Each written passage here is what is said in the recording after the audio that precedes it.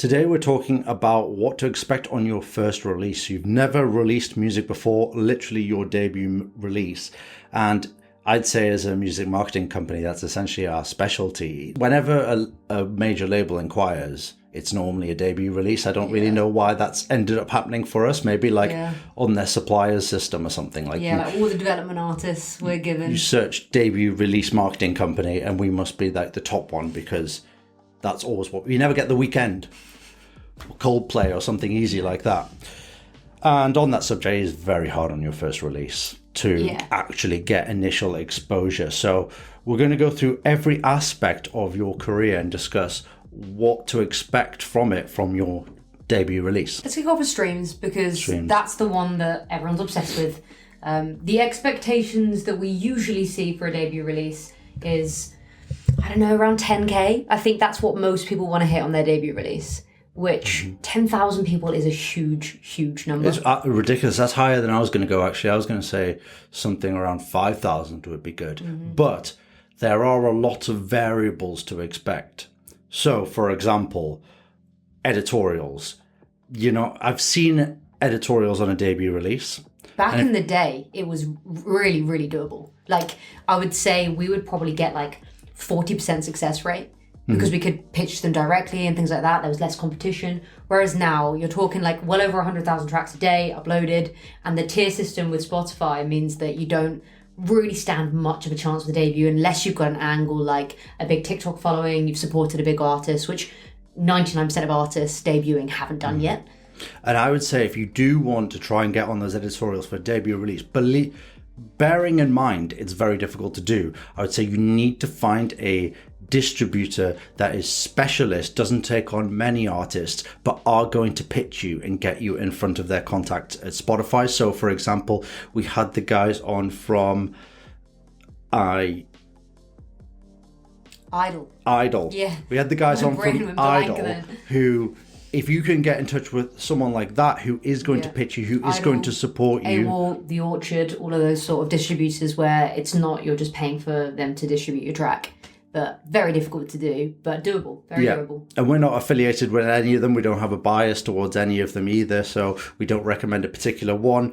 In a couple of years' time, I think I would like us to start our own distribution service, but 100%. That's a few years from now. So for now, I would say just look at those special ones that Maddie's just mentioned. If you are going to go with a DistroKid, a TuneCore, one where you pay for them to just upload it, make sure you do it really far in advance. Contact them directly to give you access to your Spotify for Artists, because if you don't, they'll give you access to your artist profile on the day of release, which means you didn't get the opportunity to pitch to editors. And like we said, it's very difficult to get a debut on editorials, but there's still a chance, so you still want to be able to submit. And if you can't get on any of those specialist distributors, people always ask which is the best one. It's very close, but I lean towards CD Baby. Their customer service has been the best. We do know when we speak to the editors at the streaming platforms that they do get direct pitches from CD Baby still. So for me, I'm kind of giving them free money with this plug, but from my side, I think it's the best. In terms of editorials, you're not going to get like New Music Friday in your country. You might get something like Hot New Bands or Fresh Finds at the very most, I'd say. Also, I don't believe New Music Friday is the one to aim for anyway. From an algorithm perspective, it's actually not going to benefit you because you are alongside so many artists with so many different genres that if you are placed there, you are probably going to get skipped more than if you're on a genre-specific editorial. So that's something to keep in mind. Don't just aim for New Music Friday always, because it's not the best one. It's great for credibility, but it's not like the end goal. It's not going to be... You're not going to see a huge spike in streams from that one. Do you want to touch on algorithm pickup as well, in terms of should Discover Weekly be picked up on debut release? Yeah, so the algorithm is difficult to trigger in itself, let alone with a debut. So with things like Release Radar, that will show up if someone follows you on Spotify or if they've played loads of your songs. So as a debut artist, that's just not going to happen. So I wouldn't rely too heavily on that. The Discover Weekly you can potentially get that to trigger later down the line. Obviously, it's not going to trigger on release day, but you can get it to trigger later down the line if you do get some playlist placement. I think that's something worth discussing, getting user-curated playlists, because this is a hot topic at the moment. It's an absolute mess out there. But it can be beneficial to get on these user-curated playlists, because that's your best way of triggering the algorithm if you're on the right playlists. And that's the most important thing, the right playlist. Like the big number ones that you can submit to on Submit Hub, one, are they legitimate? Are the streamers in the countries that you want them to be? And are they actually streaming your style of music? Because if you're on, I don't know, a movie soundtrack and you're not actually in that movie soundtrack, you're going to get skipped. It's not your style of music. It's not beneficial for the algorithm. So those user-curated ones are only useful if it's the right genre and they're legitimate listeners. I think that's a very key. Keep it genre specific. If you are folk, aim for folk playlists. This is for your debut release. Just let the algorithm learn who you are, what your sound is like, and what type of fans and listeners like you. That is more key than the numbers at your debut release. The difficult thing is explaining how to get on those playlists, because in this, I would say in the last 3 years, it's got to a point where it's very, very difficult to find legitimate playlists. Like I work on the principle of fake until proven legit. Yeah, because what you will find is you can use platforms like Chartmetric and Spot on Track, and they have bought followers over time, or they're running ads in really cheap countries. So you can't actually guarantee that they are legitimate, or they're streamers that you actually want to get, because there is no point getting a ton of listeners in countries you're never going to play live. All it's doing is boosting your numbers, and then it's going to confuse the algorithm, and you're an English artist and it's pushing you out to countries that you don't want to be pushed out to. And this is coming from a company who shut down their own playlist search tool. We were making money from that search tool, and we thought, no, this isn't right.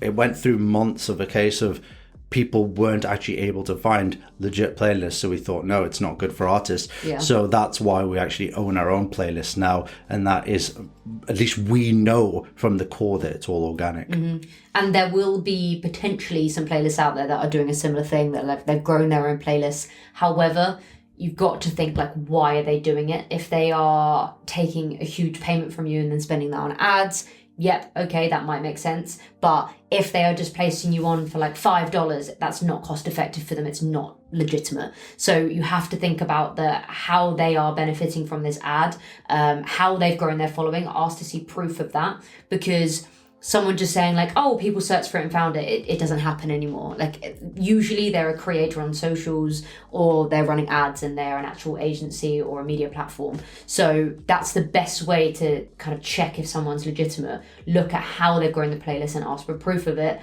rather than just kind of hoping that it is legit, because you could potentially lose your profile and get the track pulled down. And if that's your debut release, that's your one shot and you've kind of lost it. Moving on to Instagram, I would say that let's assume you're on somewhere between 100 to 500 followers. It's your personal account for now, or you've created a new artist account. Whatever you want to do, that's completely up to you. I would not expect many followers from the streams itself. I've got a really good video, and I'll link it at the end of this video, which is your journey to breaking as an artist. And that shows you where you're going to get your followers from in relation to your streams, your TikTok, any kind of influencer marketing, that kind of thing. Very good for understanding when everything's going to come into each other. But do not expect huge amounts of followers in the early stages. You're going to have to work very hard on Reels to be able to get those Instagram followers in. Plus, even if you're getting very good streams on streaming platforms, the chances of them trickling down into your Instagram yet is quite slim, because they've heard one track.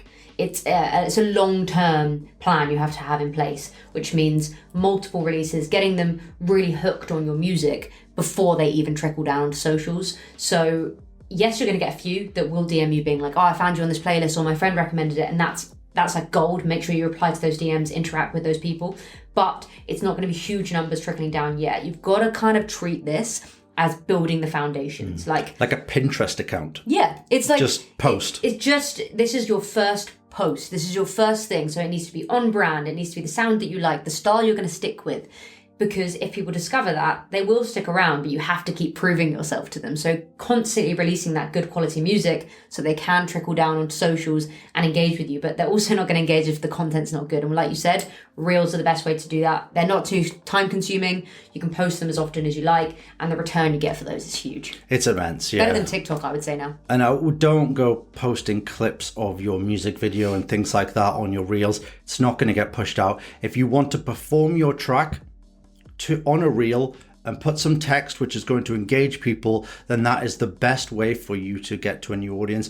I don't even expect people to really find that track and go stream it, but you might get some followers from it. So I would still do that and still be pleased with the results, but I wouldn't expect anything to completely blow up from there. I've done a full video on Instagram. Make sure you watch the recent one because the algorithm's always changing. So the recent one is fitting to the current algorithm, and you might find that useful for the reels.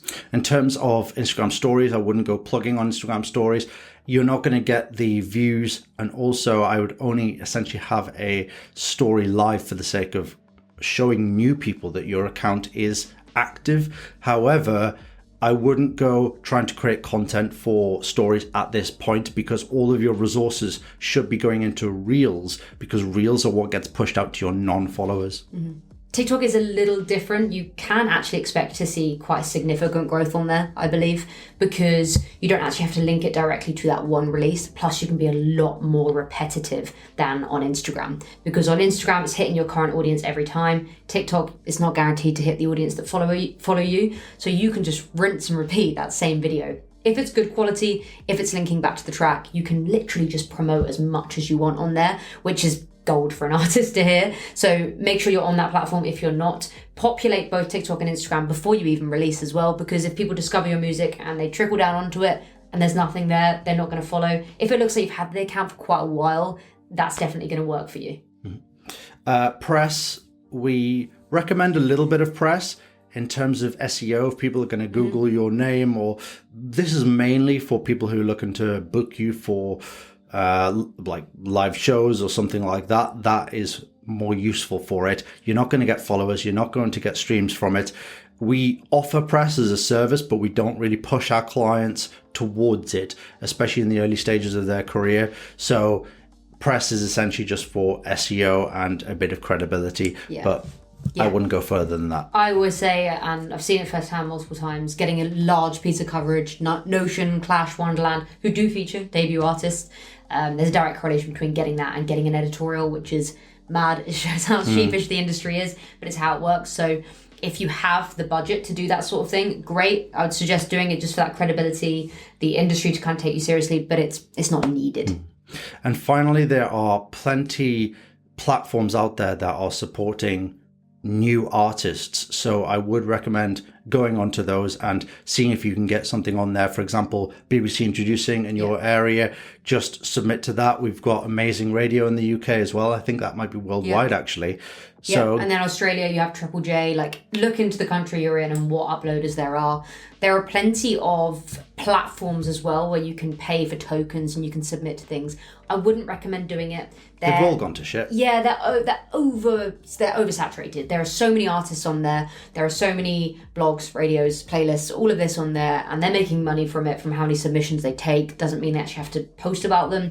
So I wouldn't say it's a good use of your budget or your time. If you're going to do those things, just do it personally. It's more time consuming, but you've got a better chance of actually getting some success and building a relationship with that person. And make your own playlist as well. If you're submitting a playlist on those submission platforms, look at how they grew theirs, and then do it yourself. Because for me, at least you know it's organic, at least you know where your fans are coming from, at least you could potentially retarget and they become a fan of your music.